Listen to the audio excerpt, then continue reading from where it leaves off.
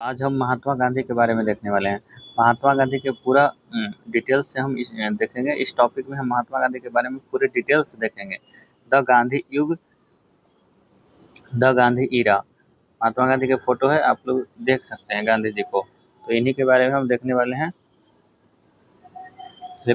सबसे पहले हम देखते हैं कि महात्मा गांधी का जन्म कब हुआ।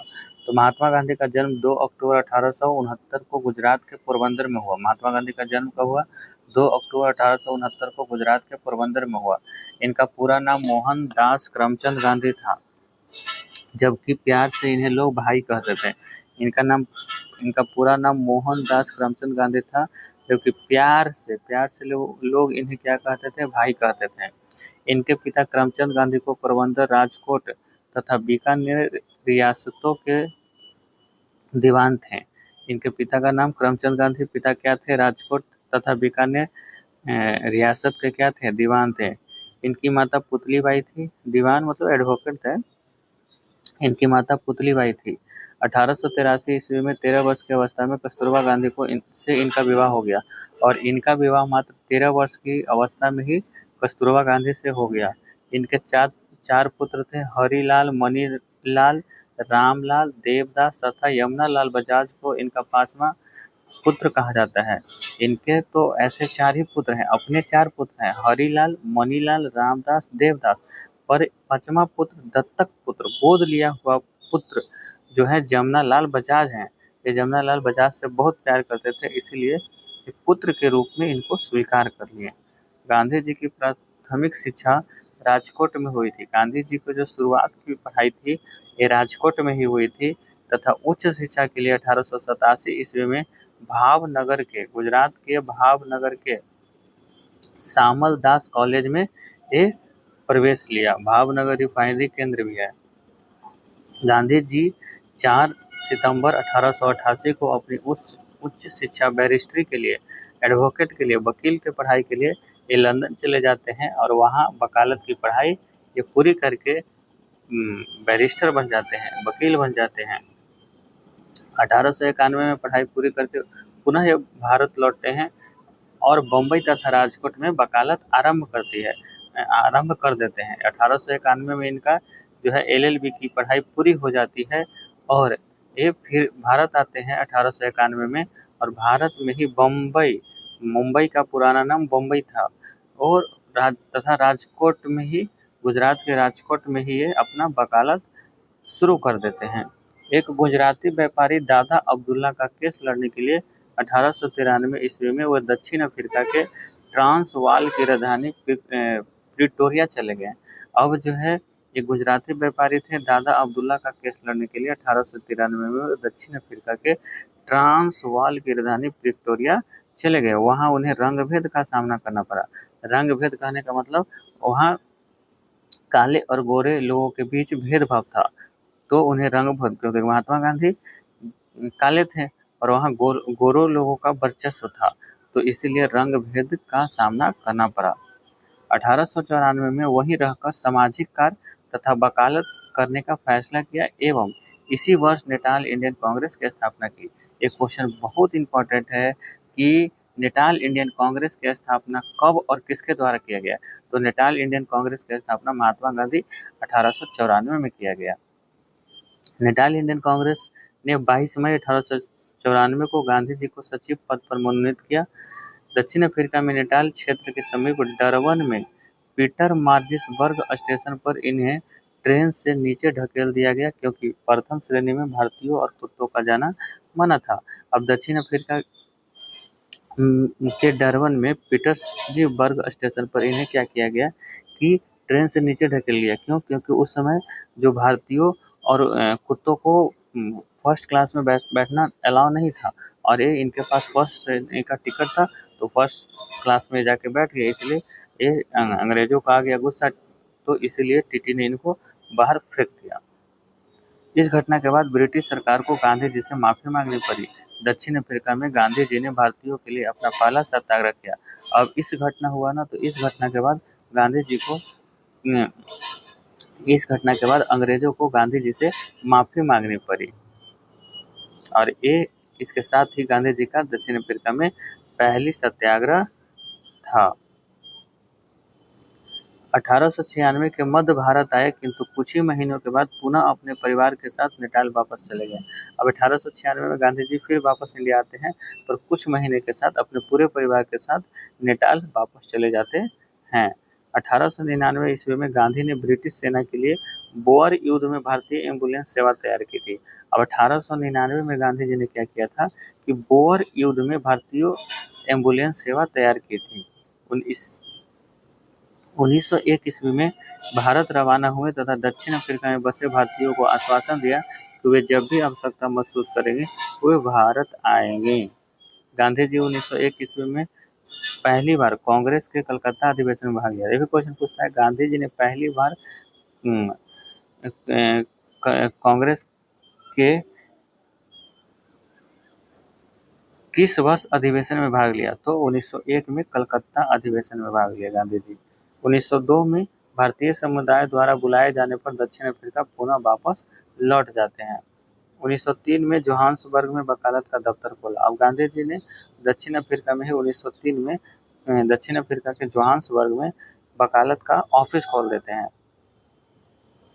इन्होंने 1904 ईस्वी में दक्षिण अफ्रीका में शिल्पकार कार्लेन वाक की मदद से फिनिक्स फॉर्म की स्थापना की। फिनिक्स फॉर्म की स्थापना किसके द्वारा अब कब किया गया? तो गांधी जी के द्वारा 1904 में। महात्मा गांधी ने इंडियन ओपिनियन नामक साप्ताहिक पत्रिका लिखी, जो कई भाषाओं में प्रकाशित किंतु उर्दू में नहीं हुआ। अब ये भी क्वेश्चन पूछता है कि महात्मा गांधी जो थे इंडियन ओपिनियन साप्ताहिक पत्रिका तो कई भाषाओं में लिखे, पर उर्दू में इसका प्रकाशन नहीं हुआ। 1906 में आजीवन ब्रह्मचर्य का व्रत लिया। अब 1906 में कहते हैं कि हम आजीवन भर ब्रह्मचर्य का पालन करूंगा। एशियाटिक ऑर्डिनेंस के विरुद्ध जोहान्सबर्ग में प्रथम सत्याग्रह अभियान आरंभ किया। अब जो एशियाटिक ऑर्डिनेंस के विरुद्ध जोहान्सबर्ग में प्रथम सत्याग्रह आरंभ किया। 1907 में ब्लैक एक्ट भारतीय तथा अन्य एशियाई लोगों के जबरदस्ती पंजीकरण के विरुद्ध सत्याग्रह किया। 1908 में सत्याग्रह के लिए जोहान्सबर्ग में प्रथम बार कारावास दंड आंदोलन जारी रहा तथा द्वितीय सत्याग्रह में पंजीकरण प्रमाण पत्र जलाए गए, पुनः कारावास दंड मिला। जून 1909 में भारतीयों का पक्ष रखने हेतु इंग्लैंड रवाना हुए और नवंबर में दक्षिण अफ्रीका से वापसी के समय जहाज में हिंद स्वराज नामक पुस्तक लिखी। अब हिंद स्वराज नामक पुस्तक कब लिखी? तो 1909 में। जब मई 1910 में महात्मा गांधी ने जोहान्सबर्ग के निकट टॉल्स्टॉय फॉर्म की स्थापना की। अब मई 1910 में महात्मा गांधी ने जोहान्सबर्ग के निकट ही टॉल्स्टॉय फॉर्म की स्थापना करते हैं। 1913 ईस्वी में रंगभेद तथा दमनकारी नीतियों के विरुद्ध सत्याग्रह जारी रखा। द ग्रेट मार्च का नेतृत्व महात्मा गांधी के द्वारा किया गया, जिसमें 2000 भारतीय खाद्यान्न कर्मियों ने न्यूकासल से नेटाल तक की पद यात्रा की। दक्षिण अफ्रीका में ही महात्मा गांधी ने गोपाल कृष्ण गोखले को अपना राजनीतिक गुरु बनाया। अब जो है ये भी क्वेश्चन पूछता है कि महात्मा गांधी का राजनीतिक गुरु कौन थे? तो गोपाल कृष्ण गोखले। महात्मा गांधी को आंदोलन की प्रेरणा रूस के विद्वान लियो टॉल्स्टॉय से मिली। इन्हीं से महात्मा गांधी सर्वाधिक प्रभावित थे। अभी ये भी कहता है कि महात्मा गांधी किससे ज़्यादा प्रभावित थे? तो लियो टॉल्स्टॉय से। महात्मा गांधी को भूख हड़ताल की प्रेरणा जर्मन विद्वान जॉन रस्किन से मिला। तो महात्मा गांधी को भूख हड़ताल की प्रेरणा किससे मिला? जॉन रस्किन से। महादेव देसाई महात्मा गांधी का सचिव थे। तो महात्मा गांधी के सचिव कौन थे? महादेव देसाई थे। अमेरिकी पत्रकार बेव मिलर महात्मा गांधी का सहयोगी था। महात्मा गांधी का सहयोगी कौन था? तो अमेरिकी पत्रकार बेव मिलर। 9 जनवरी 1915 को महात्मा गांधी और कस्तूरबा गांधी बम्बई लौट आए। उनके स्वागत में फिरोज शाह मेहता की अध्यक्षता में एक नागरिक अभिनंदन की तैयारी की गई, जिसमें प्रत्येक समुदाय के लोगों ने भाग लिया। अब 9 जनवरी 1915 को महात्मा गांधी पुनः भारत आ जाते हैं, लौट जाते हैं, तो इसीलिए 9 जनवरी को प्रवासी भारतीय दिवस के रूप में मनाया जाता है। आज भी इस दिन को प्रवासी भारतीय दिवस के रूप में मनाया जाता है, मतलब 9 जनवरी को प्रवासी भारतीय दिवस। फिनिक्स एवं टॉल्स्टॉय फॉर्मों के अनुरूप मई 1915 में अहमदाबाद के निकट कोचरब में सत्याग्रह आश्रम की स्थापना की। इस आश्रम के लिए धन अम्बालाल साराभाई ने दिया था।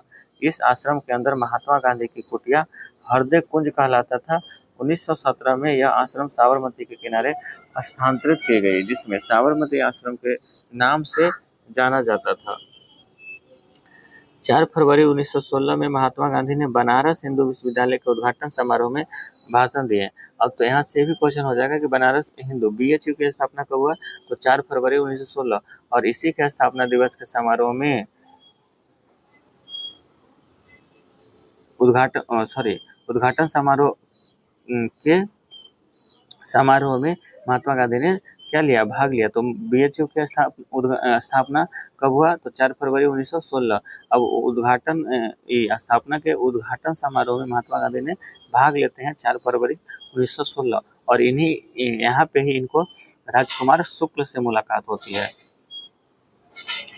गांधी जी के स्वदेश में प्रारंभिक सत्याग्रह की शुरुआत अब देखते हैं। गांधी जी को सत्याग्रह की प्रेरणा हेनरी डेविड थोरो के लेख सिविल डिसोबीडियंस से मिली थी। गांधी जी सबसे अधिक प्रभावित लियो टॉल्स्टॉय से थे, पहले बता चुके हैं। गांधी जी ने अपने साप्ताहिक समाचार पत्र इंडियन ओपिनियन में सत्याग्रह को कल्याणकारी कार्य हेतु दृढ़ रूप से बताया। यंग इंडिया में इन्होंने सत्याग्रह को स्वयं कष्ट सहने वाले के सिद्धांत के रूप में वर्णित किया, जबकि हिंद स्वराज में सत्याग्रह को दूसरे के लिए स्वयं का त्याग श्रेष्ठ बताया है। 1916 में महात्मा गांधी ने कांग्रेस के लखनऊ अधिवेशन में भाग लिया। इसकी अध्यक्षता अंबिका चरण मजूमदार कर रहे थे। इसी अधिवेशन में राजकुमार शुक्ल ने गांधी जी को चंपारण के नील्हे जमींदारों के 3 कठिया पद्धति 3/20 की जानकारी दी और उन्हें चंपारण आने का आग्रह किया। 1917 ईस्वी में महात्मा गांधी राजेंद्र प्रसाद तथा अनुग्रह नारायण सिन्हा के साथ चंपारण पहुंचे और वहां सफल सत्याग्रह किए। अंग्रेजों ने 3 कठिया पद्धति समाप्त कर दी। यह आंदोलन नील्हे जमींदारों के विरुद्ध था। यह भारत में महात्मा गांधी का पहला सफल आंदोलन था। इसकी सफलता के बाद रविन्द्रनाथ टैगोर ने इन्हें महात्मा की उपाधि दी। तो रविन्द्रनाथ टैगोर ने क्या की उपाधि दी, महात्मा की उपाधि रविन्द्रनाथ टैगोर। इस आंदोलन में महात्मा गांधी के समय राजेंद्र प्रसाद, आचार्य जेबी कृपलानी, महादेव देसाई और नरहरि पारिख ने दिया।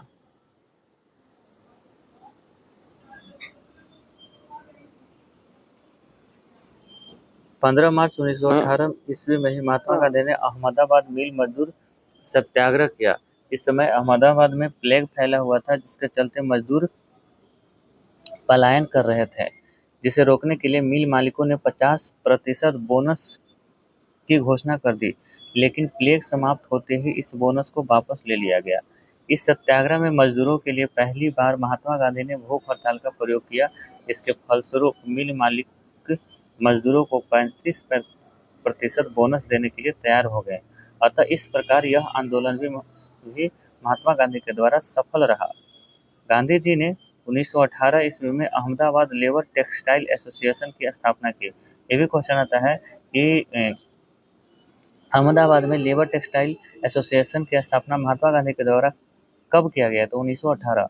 22 मार्च 1918 में महात्मा गांधी ने खेड़ा सत्याग्रह किया। खेड़ा सत्याग्रह कब हुआ, 1918, 22 मार्च 1918, छोटा डेट 22 मार्च 1918, और किसानों के बढ़े हुए टैक्स को गांधी जी ने माफ करवा दिया। अब गांधी जी के आंदोलन के कुछ चरण थे, तो ये 4 चरण थे। पहला सत्याग्रह था, दूसरा भूख हड़ताल था, तीसरा बहिष्कार था और चौथा क्या था, हड़ताल था। गांधी जी का प्रमुख हथियार सत्य और अहिंसा था। गांधी जी का प्रमुख हथियार क्या था, सत्य और अहिंसा था। महात्मा गांधी की अब कुछ उपलब्धियां हैं। अंग्रेजों ने गांधी जी को सार्जेंट की उपाधि दी। अंग्रेजों ने गांधी जी को ये सार्जेंट की उपाधि दी, क्योंकि गांधी जी ने प्रथम विश्व युद्ध में ब्रिटिश सेना में बहुत सारे भारतीय सैनिकों को क्या करवाया था, भारतीयों को भर्ती करवाया था। अंग्रेजों ने गांधी जी को सार्जेंट की उपाधि इसीलिए दिया था, क्योंकि प्रथम विश्व युद्ध में ब्रिटिश सेना में गांधी जी ने भारतीयों को बहुत मात्रा में भर्ती करवाया था। बोयर के युद्ध में सिविल चिकित्सीय सेवाओं के कारण महात्मा गांधी को ब्रिटिश सरकार ने कैंसर ए हिंद की उपाधि दी। कैंसर ए हिंद की उपाधि ब्रिटिश सरकार ने बोयर के युद्ध में दिया। चंपारण सत्याग्रह की सफलता के बाद रविन्द्रनाथ टैगोर ने महात्मा की उपाधि दी। चंपारण सत्याग्रह के सफलता के बाद रविन्द्रनाथ टैगोर ने महात्मा की उपाधि दी। बापू जवाहरलाल नेहरू, बापू कौन बापू की उपाधि जवाहरलाल नेहरू, राष्ट्रपिता सुभाष चंद्र बोस। तो 3 क्वेश्चन, महात्मा रविन्द्रनाथ टैगोर, बापू जवाहरलाल नेहरू, राष्ट्रपिता सुभाष चंद्र बोस, अर्धनग्न फकीर विंस्टन चर्चिल, अग्र सर्वोदय का अग्रदूत ब्रह्मधारी सिद्धूनकर, जादूगर की उपाधि शेख मुजीबुर रहमान, मलंग बाबा खुदाई खिदमतगार संस्था ने दिया।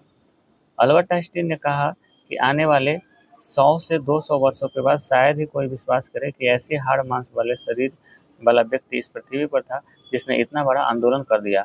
100 वर्ष भी नहीं हुआ है बाबू, 200 वर्ष भी नहीं हुआ है, और महात्मा गांधी को तो आज लोग भूल ही गए हैं। कितना लोग महात्मा गांधी को गाली देते हैं, उनको पता नहीं है कि महात्मा गांधी हमारे देश के लिए कितना अच्छे काम किए। अब इतना ही था महात्मा गांधी, और महात्मा गांधी से के बारे में अब आगे हम देखेंगे। रॉलेट एक्ट 18 मार्च 1919, भारतीय क्रांति को दबाने के लिए इंग्लैंड हाईकोर्ट के न्यायाधीश सिडनी रॉलेट की अध्यक्षता में 10 दिसंबर 1917 ईस्वी को एक समिति का गठन किया, जिसके तहत संदेह के आधार पर पुलिस किसी को भी गिरफ्तार कर सकती थी। इस समिति की रिपोर्ट 15 अप्रैल 1918 में आई, जिसे भारतीय नेताओं ने कड़े विरोध के बावजूद अंग्रेज सरकार ने 18 मार्च 1919 को रॉलेट एक्ट पास कर दिया। इस एक्ट को the inorganic and revolutionary crime act भी कहते हैं। भारतीय ने इसे काला कानून कहा तथा इसे बिना दलील, बिना अपील तथा बिना वकील का कानून कहा गया। 6 अप्रैल 1919 को गांधी जी के द्वारा देशव्यापी हड़ताल किया गया। गांधी जी ने रॉलेट सत्याग्रह के लिए 3 राजनीतिक मंच का उपयोग किया था: होम रूल लीग, खिलाफत आंदोलन और सत्याग्रह सभा। 8 अप्रैल 1919 को गांधी जी को पंजाब के पलवल जिला में गिरफ्तार कर बम्बई भेज दिया गया। पलवल वर्तमान में हरियाणा में है। बम्बई भेज दिया गया। रॉलेट सत्याग्रह अखिल भारतीय राजनीति में गांधी जी का पहला साहसिक कदम था। इसी एक्ट के विरोध में स्वामी शाहजानंद ने लगान न देने का आंदोलन चलाने का सुझाव दिया था। इसी कानून के तहत 9 अप्रैल को पंजाब के 2 नेता सैफुद्दीन कुचलू तथा डॉक्टर सत्यपाल को गिरफ्तार कर अमृतसर भेज दिया गया। इस सत्याग्रह का केंद्र कहाँ था? पंजाब था।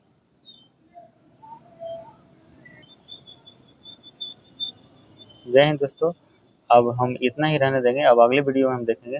तो आप लोग मेरे साथ बने रहिएगा और वीडियो को लाइक करिएगा, सब्सक्राइब करिएगा, और पसंद आए तो अपने दोस्तों के साथ ज़्यादा से ज़्यादा शेयर करिएगा। आप अपने दोस्तों को भी इस